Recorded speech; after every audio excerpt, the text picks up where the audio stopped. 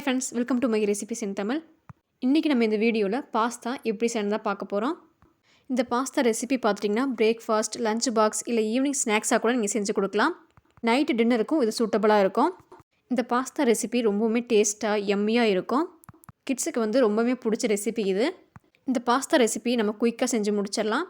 நம்ம வீட்டில் இருக்கிற பொருட்களை வச்சு ஈஸியாக செஞ்சு முடிச்சிடலாம். பாருங்கள், பார்க்கவே எவ்வளோ எம்மியாக இருக்குல்ல. இப்போ இந்த பாஸ்தா ரெசிபி எப்படி செய்யுதுன்னு பார்க்கலாம். வீடியோக்குள்ளே போகிறதுக்கு முன்னாடி நீங்கள் நம்மளோட சேனல் இன்னொரு சப்ஸ்கிரைப் பண்ணிடுங்க. பெல் பட்டனை கிளிக் பண்ணிட்டு ஆல் பட்டனை கிளிக் பண்ணிக்கோங்க. அப்போ தான் நம்ம போடுற வீடியோஸ் எல்லாமே உங்களுக்கு நோட்டிஃபிகேஷனில் வரும். வாங்க வீடியோக்குள்ளே போகலாம். இப்போ நான் 1 கப் அளவு பாஸ்தா எடுத்திருக்கேன். உங்களுக்கு எந்த ஷேப் பிடிக்குமோ அந்த ஷேப் எடுத்துக்கோங்க. நான் இன்றைக்கி வீட் பாஸ்தா தான் எடுத்திருக்கேன். உங்களுக்கு மைதா இல்லை சிறுதானிய பாஸ்தா உங்களுக்கு எது கிடைக்குதோ அதை எடுத்துக்கோங்க. இப்போ இந்த பாஸ்தாவை நம்ம வேக வச்சு எடுத்துக்கலாம். பாஸ்தா வேக வைக்கிறதுக்கு ஒரு பாத்திரத்தில் தண்ணி சூடுபடுத்திக்கோங்க. தண்ணி சூடானதும் ஒரு 1/4 டீஸ்பூன் அளவுக்கு உப்பு சேர்த்திக்கோங்க. அது கூடயே 1 டேபிள் ஸ்பூன் எண்ணெய் சேர்த்திக்கோங்க. எண்ணெய் சேர்த்தி நம்ம வேக வைக்கும்போது பாஸ்தா ஒன்று ஒட்டாமல் குழஞ்சி போயிடாமல் வரும். 1 டேபிள் ஸ்பூன் அளவுக்கு எண்ணெய் சேர்த்திக்கோங்க.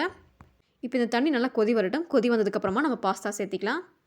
இப்போ பாருங்கள், நல்லா கொதி வந்துட்டுருக்கு. இப்போ இந்த டைமில் நம்ம பாஸ்தா சேர்த்திக்கலாம்.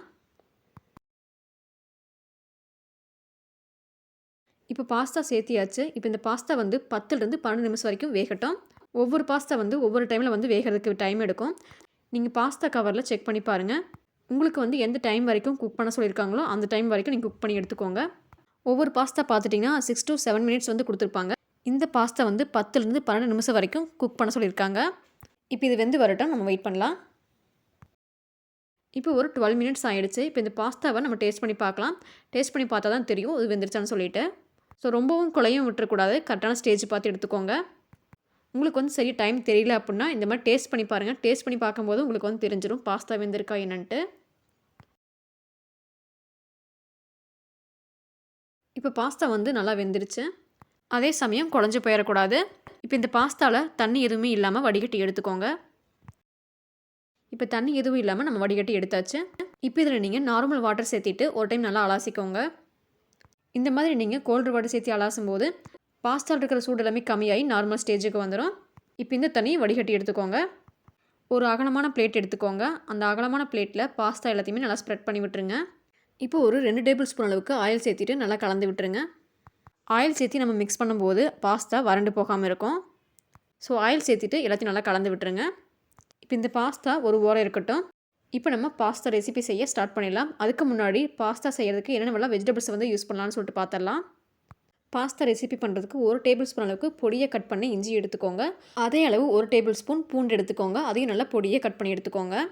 ஒரு பச்சை மிளகா, அதையும் நல்லா பொடியை கட் பண்ணிக்கோங்க. பொடியை கட் பண்ண கேப்சிகம் எடுத்துக்கோங்க. உங்களுக்கு பாஸ்தா எந்த அளவு செய்கிறீங்களோ அதுக்கு தகுந்த மாதிரி நீங்கள் கேப்சிகம் எடுத்துக்கோங்க. நான் இன்றைக்கி 3 கலருமே எடுத்திருக்கேன். கலருக்காக ரெட்டு, க்ரீனு, எல்லோன்னு சொல்லிட்டு நான் 3மே எடுத்திருக்கேன்.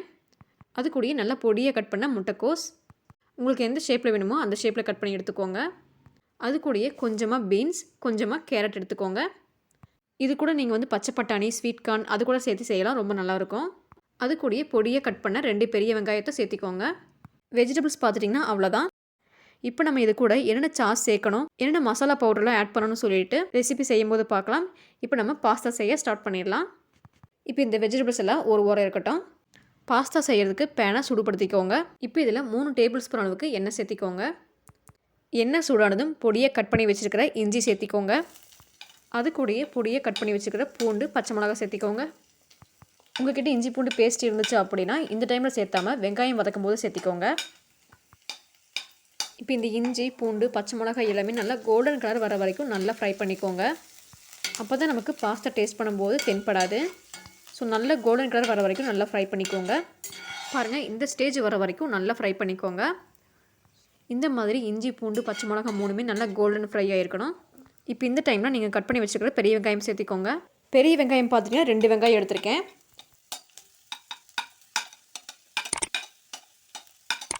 பெரிய வெங்காயம் சேர்த்துட்டு பெரிய வெங்காயமும் நல்லா கோல்டன் கலர் வர வரைக்கும் நல்லா ஃப்ரை பண்ணிக்கோங்க. இப்போ பாருங்கள், பெரிய வெங்காயமும் நல்லா கோல்டன் ஃப்ரை ஆயிடுச்சு.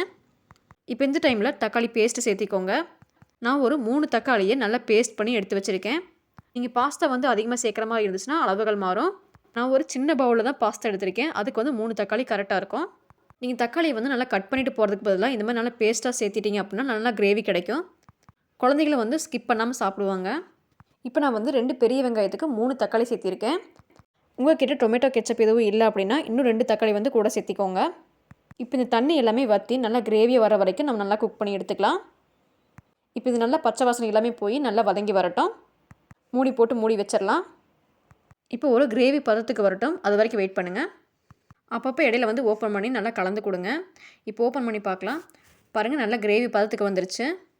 தக்காளியை வந்து கட் பண்ணிவிட்டு சேர்க்காமல் இந்த மாதிரி நல்லா கிரேவியாக செஞ்சு பாருங்கள். பாஸ்தா வந்து ரொம்பவுமே டேஸ்ட்டாக இருக்கும். இப்போ நம்ம இதில் கட் பண்ணி வச்சுக்கிற வெஜிடபிள்ஸ் எல்லாமே சேர்த்திக்கலாம். கட் பண்ணி வச்சுக்கிற கேப்சிகம் சேர்த்திக்கோங்க. அது கூடயே முட்டைக்கோஸ்,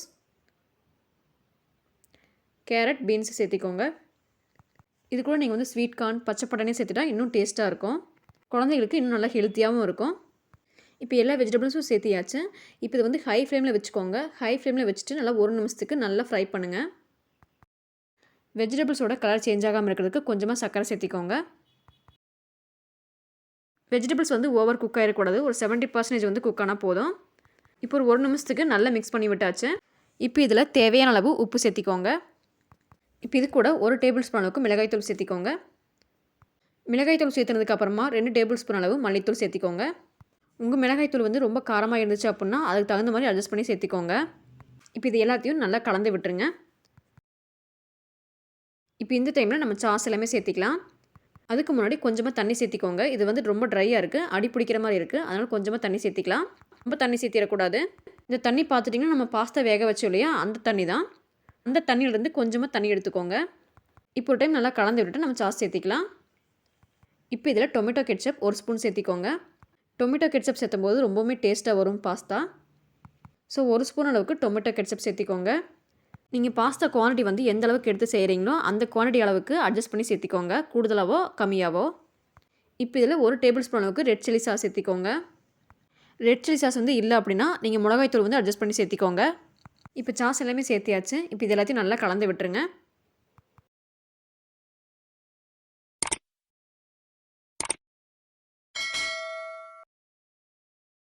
இப்போ எல்லாத்தையும் நல்லா கலந்து விட்டாச்சு. இப்போ நம்ம வேக வச்சு எடுத்து வச்சுருக்கிற பாஸ்தாவை சேர்த்திக்கலாம்.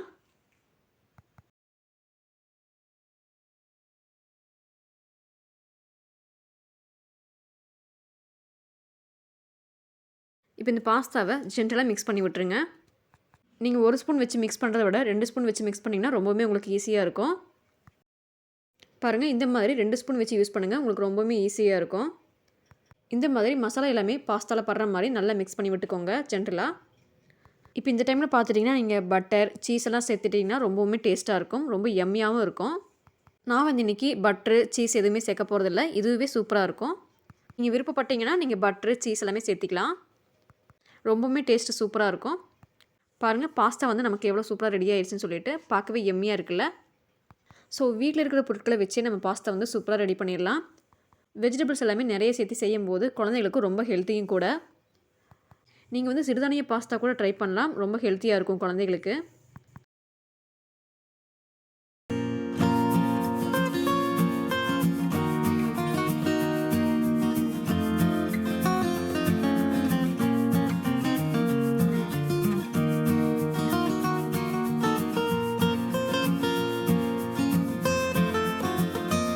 கடைசியாக மல்லித்தலை சேர்த்திக்கோங்க. இப்போ இந்த பாஸ்தாவை ஒரு பிளேட்டுக்கு மாற்றிக்கலாம்.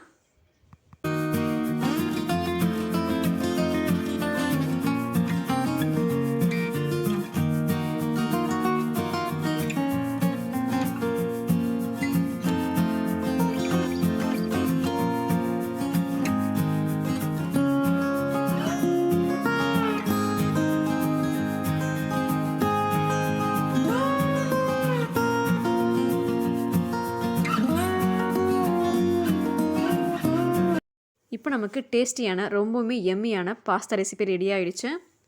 இந்த பாஸ்தா ரெசிபி நீங்கள் வீட்டில் இருக்கிற பொருட்களை வச்சு ஈஸியாக செஞ்சிடலாம்.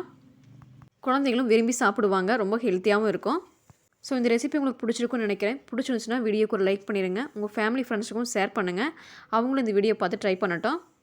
நம்ம சேனலில் போடக்கூடிய ரெசிபிஸ் எல்லாமே நீங்கள் மிஸ் பண்ணாமல் பார்க்கணும்ல, அதுக்கு சேனலை மறக்காமல் சப்ஸ்கிரைப் பண்ணி வச்சுக்கோங்க.